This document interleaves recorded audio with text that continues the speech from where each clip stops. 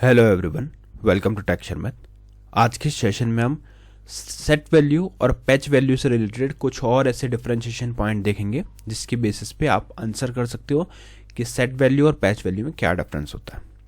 अगर आपने लास्ट वाला सेशन कंटिन्यू किया होगा तो आप लोगों को पता होगा कि उसमें हमने 4 पॉइंट्स डिस्कस किए थे। आज का सेशन उसी के कंटिन्यूशन में है, जहाँ पे हम रिमेनिंग 4 पॉइंट्स को कवर करेंगे और समझेंगे डिफरेंस को सेट वैल्यू और पैच वैल्यू की हर केसेस के अकॉर्डिंग। जैसे कि हम देखने वाले रिलेशनशिप विद फॉर्म स्ट्रक्चर है ना, उसी तरह से और भी बहुत सारे सिनेरियोज हैं जिनके बेसिस पे हम इनका कंपैरिजन करेंगे। बट सेशन शुरू करने से पहले जस्ट एक रिकमेंडेशन है कि अगर अभी तक आप लोगों ने पहले वाले सेशंस नहीं देखे हैं तो आप पहले उनको देख लो, क्योंकि जो पूरी प्लेलिस्ट है एक प्रॉपर सीक्वेंस और सिंक में है। तो अगर आप उसको सीक्वेंशियली फॉलो करोगे तो और भी ज़्यादा ईजी रहेगा आप लोगों के लिए ऑनगोइंग टॉपिक को समझना और उसको इम्प्लीमेंट करना।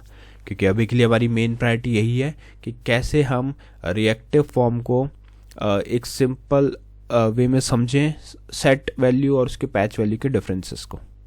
बट उससे पहले मालूम होना चाहिए रिएक्टिव फॉर्म क्या होता है, सेट वैल्यू पैच वैल्यू क्या आता है, जिसके हमने प्रैक्टिकल एग्जांपल ऑलरेडी कवर किए हुए हैं। तो अगर आपको उसका आइडिया है तो बहुत ईजी वे में आप चीज़ें बना पाओगे, ठीक है। और उसके लिए आप लोग क्या कर सकते हो, टेक्सचर में डिजिटल कोर्स बुक को रेफर कर सकते हो जो फ्रीली अवेलेबल है आपके डिस्क्रिप्शन बॉक्स में। वहाँ पे आपको मोर देन 3000 प्लस रिसोर्सेज मिलेंगे जो अवेलेबल है हिंदी और इंग्लिश दोनों लैंग्वेजेस के अंदर। तो जैसी भी रिक्वायरमेंट आपके उस अकॉर्डिंग आप कंटेंट को कंज्यूम कर सकते हो विदाउट एनी लैंग्वेज बैरियर, ठीक है। तो अभी हम स्टार्ट करते हैं। पहला जो हमारे पास पॉइंट आता है वो है रिलेशनशिप विद फॉर्म स्ट्रक्चर। तो फॉर्म स्ट्रक्चर की रिलेशनशिप की अगर हम बात करें तो उन सिनेरियोज में सेट वैल्यू और पैच वैल्यू में क्या डिफरेंस है वो अभी हम कवर करेंगे। तो अगर बात करें सेट वैल्यू की तो set value has a tight coupling with the form structure. मतलब यहाँ पे जो फॉर्म का स्ट्रक्चर है उससे टाइट कपलिंग रहती है, जिसका मीनिंग है any change in form control, nested form group, form array structure requires updating all set values call accordingly, ठीक है। तो कुछ भी चेंज करते हैं हम, form control, nested form group, form array structure, तो उस सिचुएशन में हमें ये रिक्वायर्ड है कि अपडेट करें all set values calls accordingly. This makes maintenance harder in large और चेंजिंग फॉर्म, ठीक है। तो ये हो गया हमारा सेट फॉर्म सेट वैल्यू। इसी के कॉन्ट्रास्ट में अगर हम सेकंड देखें जो है patch value, it has loose coupling with the form structure. मतलब यहाँ पे जो कपलिंग है वो बहुत लूज रहता है ना, उसके कंपैरिजन में, हमारे सेट वैल्यू के कंपैरिजन में, क्योंकि you can add new form control later. हम नया फॉर्म कंट्रोल लेटर ऐड कर सकते हैं, रिमूव कर सकते हैं किसी एग्जिस्टिंग वन को, चेंज कर सकते हैं नेस्टिंग को without breaking existing patch value logic. तो उस केस में क्या होगा, हमारा एग्जिस्टिंग लॉजिक भी ब्रेक नहीं होगा, ठीक है। तो ये डिफरेंस था पैच वैल्यू और सेट वैल्यू में। नेक्स्ट टर्म है हमारे पास use in real world application. अब ये देखते हैं कि हमने पढ़ तो लिया कि क्या होता है सेट वैल्यू, क्या होता है पैच वैल्यू, हमने ऑलमोस्ट उसके डिफरेंसेस भी देख लिए। अभी ये समझना है कि इनका रियल वर्ल्ड एप्लीकेशन में अगर हम यूज देखें तो कहाँ पे यूज आता है, ठीक है। तो पहले बात करेंगे सेट वैल्यू की, जो कॉमनली यूज होता है loading full form data from backend. अगर आपको बैकएंड से फुल फॉर्म डेटा लोड करना है तो उस सिचुएशन में हम क्या यूज करेंगे, सेट वैल्यू।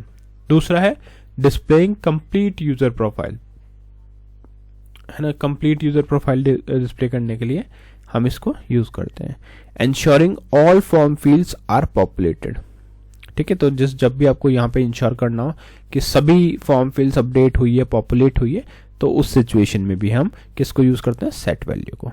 अब एग्जाम्पल सिनेरियो देखते हैं। Fetching user details from API where every field is guaranteed, ठीक है। अब हमें क्या करना है, फेच करना है यूजर की डिटेल को एपीआई के थ्रू, और हमें वहां पे पता है कि हमें मेक श्योर करना है कि हर फील्ड वहां पे गारंटेड कोई डेटा प्रोवाइड करे। तो उस सिचुएशन में हम क्या यूज करते हैं, हम यूज करते हैं सेट वैल्यू, ठीक है।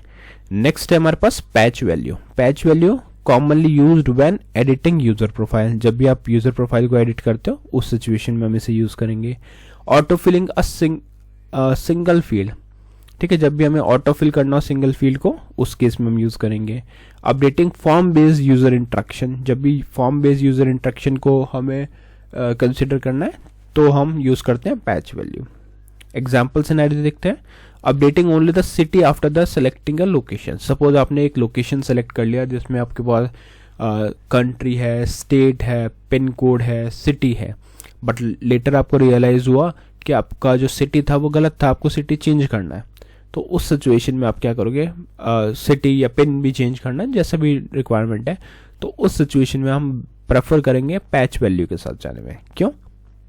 क्योंकि कुछ में बहुत सारी वैल्यूज में से कुछ में ही मिस्टेक है, सभी में मिस्टेक नहीं है। और हमें पता है कि सेट वैल्यू जब यूज़ होता है तो वो सभी फील्ड्स के लिए होता है, और पैच वैल्यू रहता है जो सिंगल फील्ड के लिए रहता है, सिंगल या एक से ज़्यादा कुछ फील्ड्स के लिए। ठीक है। नेक्स्ट इंपॉर्टेंट पैरामीटर आता है behaviour with nested form group. Nested form group के लिए क्या बिहेवियर रहता है, ये बहुत इंपॉर्टेंट है समझना। जैसे requires AI nested group, sorry all nested group. Set value के केस में क्या होता है, ऑल नेस्टेड ग्रुप रिक्वायर्ड होते हैं, all control inside nested groups are required. ठीक है। Even one missing nested field result in error. अगर एक भी नेस्टेड फील्ड का एरर हुआ तो वो पूरा कंप्लीट एरे होगा, क्योंकि अगर एक भी नेस्टेड फील्ड मिस हुआ तो उस केस में कंप्लीट एरर होगा। This makes it harder to use deeply nested form. ठीक है। तो जो डीपली नेस्टेड फॉर्म होते हैं उन सिचुएशन में हम इसको यूज नहीं कर सकते, क्योंकि वहाँ पे चांसेस है किसी नेस्टेड फॉर्म के मिस होने के। वहीं अगर हम बात करें पैच वैल्यू की, तो ये अलाउ करता है अपडेटिंग स्पेसिफिक नेस्टेड कंट्रोल। जब आप कोई स्पेसिफिक नेस्टेड कंट्रोल को अपडेट करना है तो उस केस में ये यूजफुल है। स्किपिंग अनरिलेटेड नेस्टेड ग्रुप, जो भी अनरिलेटेड नेस्टेड ग्रुप है उनको स्किप करने में हेल्प करता है। This makes it much easier for complex form, और यही इसको कॉम्प्लेक्स फॉर्म में यूज करने के लिए सबसे यूजफुल बनाते हैं। ठीक है।